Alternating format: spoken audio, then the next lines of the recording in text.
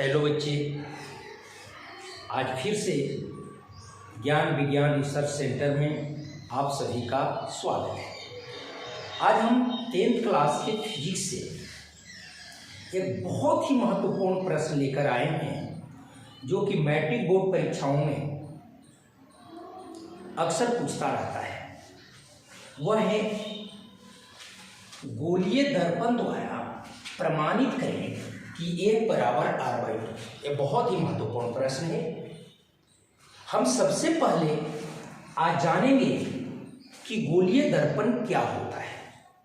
बच्चे, जिस दर्पण का परावर्तक सतह गोले का एक भाग हो, गोले का एक हिस्सा हो, उस दर्पण को हम लोग गोलीय दर्पण कहते हैं। गोलीय दर्पण को 2 भागों में बांटा गया है, एक अवतल दर्पण और दूसरा उत्तल दर्पण।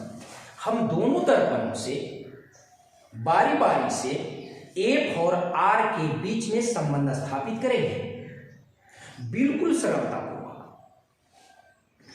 तो आइए हम देखते हैं अवतल दर्पण के बारे में। जिस दर्पण का परावर्तक सतह वक्रता केंद्र की ओर होता है, जैसे देखा जाए यह एक गोलीय दर्पण है।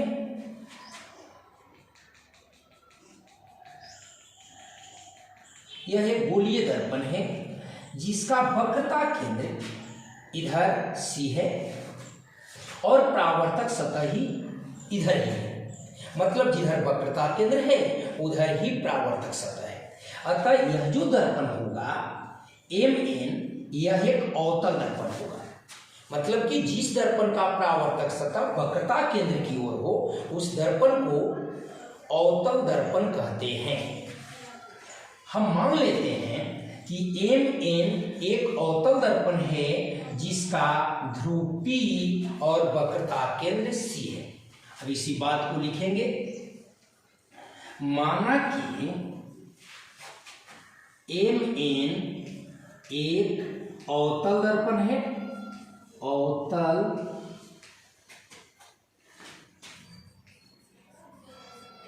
दर्पण है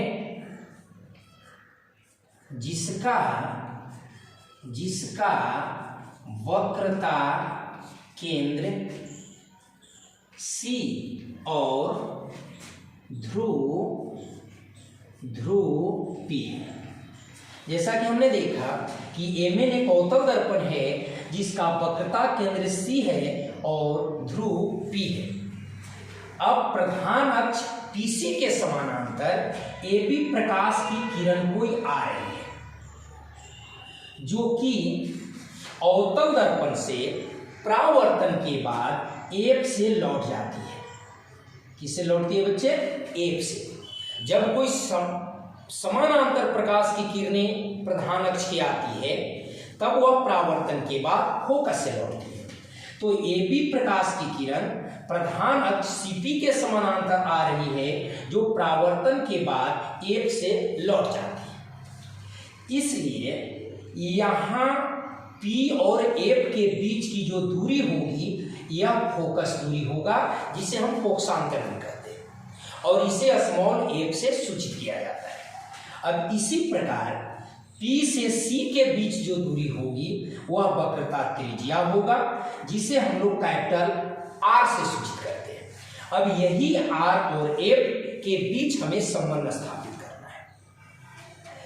तो इसमें C से B को जो हमने मिलाया यह इस दर्पण के लिए अभिलंब होगा।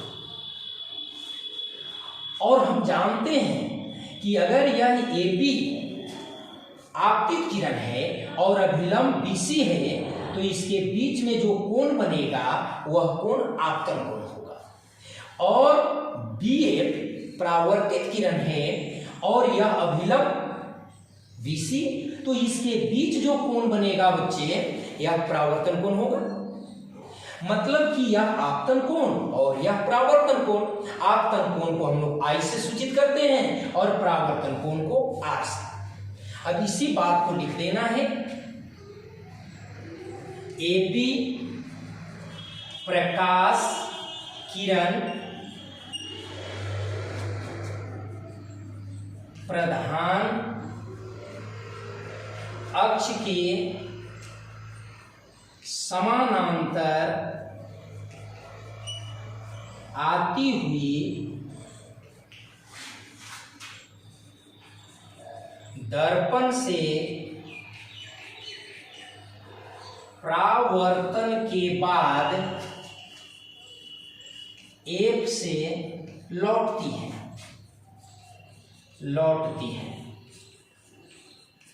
इसलिए हम लिख सकते हैं PF बराबर -F और PC बराबर माइनस। बच्चे यहां पर भी ध्यान देना है, चिन्ह परिपाटी के अनुसार जो दूरी आपतित किरण के विपरीत दिशा में मापी जाती है वह ऋणात्मक होता है और आपतित किरण की दिशा में जो दूरी मापी जाती है वो धनात्मक होता है। तो देख लिया जाए, आपतित किरण AB इधर जा रहा है पर पोल ध्रुव से दूरी हम इधर माप रहे हैं P को, इसलिए इसका चिन्ह ऋणात्मक होगा। और P से C की जो दूरी है इसे भी हम इसके विपरीत माप रहे हैं, इसलिए इसका चिन्ह भी ऋणात्मक होगा। इसलिए मैंने लिखा PF बराबर -F और PC बराबर -R। समझ गए बच्चे? ठीक है।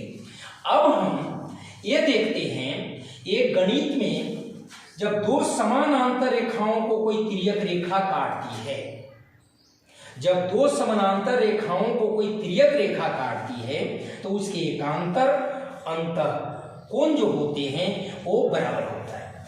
तो यहां पर देखते हैं कि ये AB जो है वह CP के समानांतर है। तो हम लिखते हैं कि चूंकि AB समानांतर CP है, ठीक है, इसलिए कोण BCF जो होगा वह I होगा। यह जो कोण होगा वो I होगा। दोनों बराबर किस कोण के अनुसार? एकांतर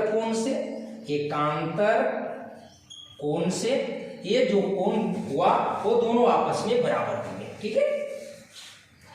अब यहां पर हम देखते हैं कि I और R जो है वो दोनों बराबर होता है प्रकाश परावर्तन के नियम से। चूंकि I बराबर R प्रकाश परावर्तन के नियम से, प्रकाश परावर्तन के नियमानुसार आपतन कोण परावर्तन कोण के बराबर होता है, इसलिए I और R दोनों आपस में बराबर होंगे। अब ये दोनों जो कोण हैं वह BCF एक त्रिभुज में है, और जिस त्रिभुज में अगर दो कोण आपस में बराबर होते हैं वह त्रिभुज में सामने वाली भुजा भी बराबर होती है। इसलिए त्रिभुज BCF में क्या हो जाएगा कि I के सामने वाली भुजा BF बराबर होगी R के सामने वाली भुजा CF के। इसको हम पहला इक्वेशन दे देते हैं, ठीक है बच्चे। अब हम चलते हैं कि यदि B घसकते घसकते घसकते घसकते एकदम बिल्कुल P के पास आ जाए तो ऐसे कंडीशन में जितना BF होगा उतना PF होगा, ठीक है। लिखेंगे यदि B P के बहुत निकट हो तो ऐसे कंडीशन में BF जो होगा वह जो होगा BF, मान लेते हैं यहां पर B आ गया एकदम बिल्कुल सटा हुआ है, तो जितना BF होगा उतना ही PF होगा। तो यहां पर लिखेंगे BF बराबर PF। ये दूसरा। अब हम लोग दोनों से देखते हैं, अब एक और दो से दोनों से हम मिलाते हैं तो BF और BF मिल रहा है, इसलिए CF बराबर PF हो जाएगा। अब यहां पर ध्यान देना है कि यदि PF जो है यहां है लेकिन हमें संबंध स्थापित करना है आर और एफ में। तो यदि सीएफ में पीएफ को जोड़ दिया जाए तो यह पूरा आर हो जाएगा। तो हम लिखेंगे दोनों ओर पीएफ जोड़ने पर दोनों तरफ पीएफ को जोड़ देते हैं, तब यहां सीएफ प्लस पीएफ और इधर हो जाएगा पीएफ प्लस पीएफ। अब ये दोनों मिल करके सीएफ और पीएफ मिल करके पीसी हो जाएगा, होगा ना बच्चे? हाँ, और पीएफ मिल करके 2पीएफ हो जाएगा। ठीक है, अच्छा है। तो पीसी के जगह पर जो हम मान देख रहे हैं वह -r लिखा है और इसके जगह पर जो मान लिखा है वह -f है। अगर गुना करते हैं तो r बराबर -2f होगा और माइनस माइनस को अगर काट दिया जाए तो ऐसे मैं लिख सकता हूं कि r बराबर 2f। ठीक है बच्चे? अब यदि 2 को इधर लाया जाए तो f बराबर r/2 होगा। यही हमें प्रमाणित करना था। f का मतलब फोकस दूरी और r का मतलब वक्रता त्रिज्या। इसका मतलब कि यह प्रमाणित हो चुका है कि जो फोकस दूरी होती है वो वक्रता त्रिज्या की आधी होती है। तो यहां लिख सकते हैं अर्थात फोकस दूरी वक्रता त्रिज्या की आधी होती है। कोई दिक्कत बच्चे? कोई दिक्कत नहीं। बहुत बहुत धन्यवाद। अब हम चलते हैं उत्तल दर्पण से। उत्तल दर्पण को पहले समझ लें कि जिस दर्पण का परावर्तक सतह वक्रता केंद्र के विपरीत होता है, जिस दर्पण का परावर्तक सतह वक्रता केंद्र के विपरीत होता है, हाँ, उसे हम उत्तल दर्पण कहते हैं। जैसा कि देखिए एक ऐसा गोलीय दर्पण बनाया और इसको हमने कलई कर दिया इधर से, तो इसका परावर्तक सतह इधर हो गया, लेकिन इसका वक्रता केंद्र इधर है, वक्रता केंद्र ए है। तो वक्रता केंद्र के विपरीत हो गया परावर्तक सतह। तो ये जो दर्पण हुआ ये दर्पण होंगे उत्तल दर्पण। तो हम लेते हैं उसी प्रकार से पहले जैसा कि MN एक उत्तल दर्पण है। यहां पर लिखेंगे माना कि MN एक उत्तल दर्पण है, उत्तल दर्पण है जिसका वक्रता केंद्र C तथा ध्रुव उसी के जैसा P है। ठीक है बच्चे? हाँ, वक्रता केंद्र C है और ध्रुव P है। अब हम देखते हैं कि इसमें अगर कोई प्रधान अक्ष के समानांतर AB प्रकाश की किरण आ रही है तो ये परावर्तन के बाद, दर्पण से परावर्तन के बाद यह भी काल्पनिक रूप से फोकस से जाएगा, क्योंकि इधर भाग तो कलई किया हुआ है, तो यह काल्पनिक रूप से यह फोकस से लौट जाएगा। तो इसमें यहां से यहां तक की जो दूरी होगी वह फोकस दूरी होगा और यहां से यहां तक की जो दूरी होगी वक्रता त्रिज्या होगा। हम पढ़ चुके हैं कि ध्रुव से फोकस के बीच की दूरी फोकस दूरी और ध्रुव से वक्रता केंद्र के बीच की दूरी वक्रता त्रिज्या।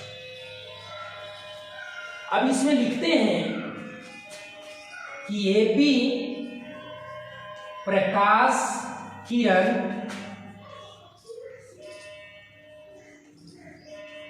प्रधान अक्ष के समानांतर आती हुई उत्तल दर्पण से परावर्तन के बाद काल्पनिक रूप से एफ से लौटती है।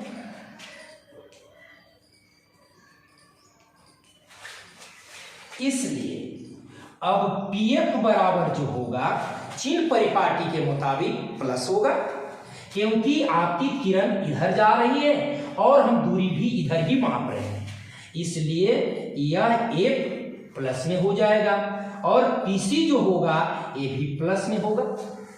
अब उसी प्रकार से हम यहां देखते हैं कि यह अभिलंब का काम करेगा जो सी से जाएगा, अर्थात बीडी एक अभिलंब है, बीडी अभिलंब है, तो यह आपतित किरण और यह अभिलंब के बीच का कोण आपतन कोण, और यह परावर्तित किरण और अभिलंब के बीच का कोण परावर्तन कोण। अब यहां पर देखते हैं कि ये जो दोनों जो किरण है, ये जो किरण है, यह जो बी ई और ए और सी की बात करूं तो यह दोनों एक दूसरे को बी बिंदु पर प्रतिच्छेद कर रहे हैं, तो शीर्षाभिमुख कोण के अनुसार ए कोण आपस में बराबर होंगे, क्योंकि जब दो रेखा किसी बिंदु पर प्रतिच्छेद करते हैं तो उसके समूह कोण बराबर होते हैं। ठीक है बच्चे, तो ये आर जो है ये आर बराबर होगा।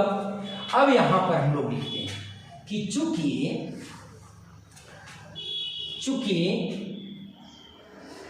कोण सी बी एफ बराबर आर, शीर्षाभिमुख कोण से शीर्षाभिमुख कोण,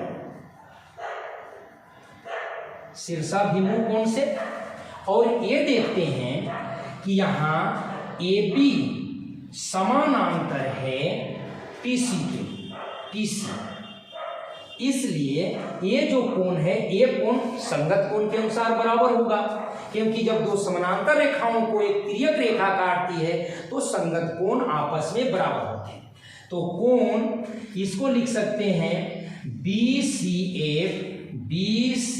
एफ बराबर आई, ये संगत कोण से, संगत कोण से ये दोनों कोण ए आई हो गया और ये दोनों बराबर होते हैं। चूंकि आई बराबर आर प्रकाश परावर्तन के नियम से इसलिए कोण सी बी एफ बराबर कोण बी सी एफ होगा।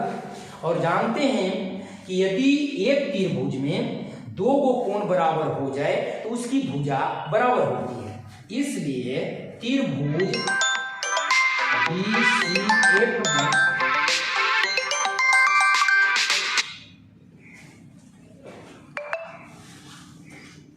बी सी एफ में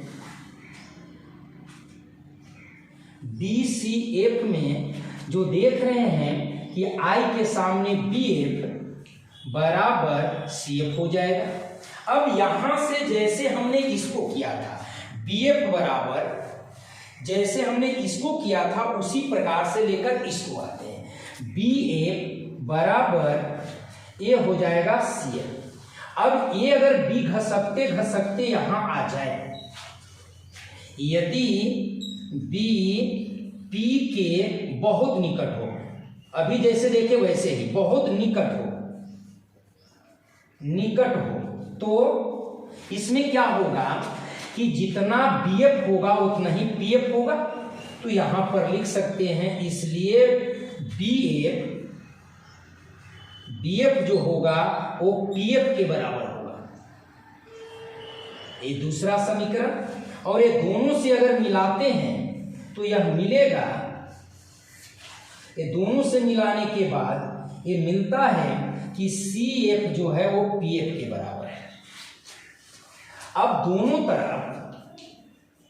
दोनों ओर उसी के जैसा PF जोड़ने